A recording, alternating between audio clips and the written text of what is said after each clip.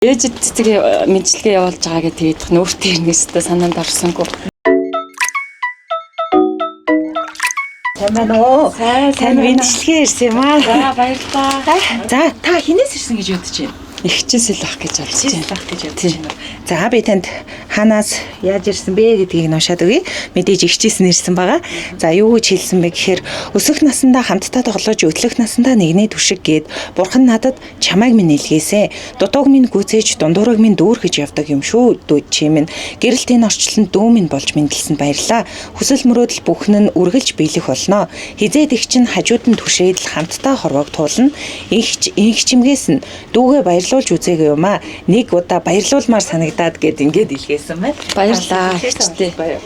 Оо амар гоё би бүр ээжид цэцэг мэдлэгээ явуулж байгаа гэдэг тэгээд нөөртөө ирнэстэй санаанд орсонгүй. Амар их баярлж байна. Гинтийн байлаа.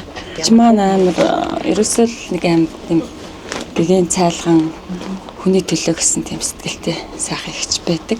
Тэгээ ихчтэй баярлаа. Гэр бүлд нь өөр хүүхдэд нэрүүлэн хааж байгаа сайн сайхан бүхнийг хүсээрэй. Бид нар дурсамжтай байсан уу ер нь тэгэл хүүхэд наснд л байсан та тийм.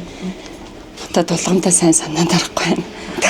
За ихчтэй болон хичээхээ гэр бүлд сайхан ерөөлөө тийм ээ. Ихчтэй болон хичээхаа хань ижил өөр хүүхэд нь бүгдэнд нэрүүлэх сайн сайхан бүхнийг хүсээрэй. Баярлаа.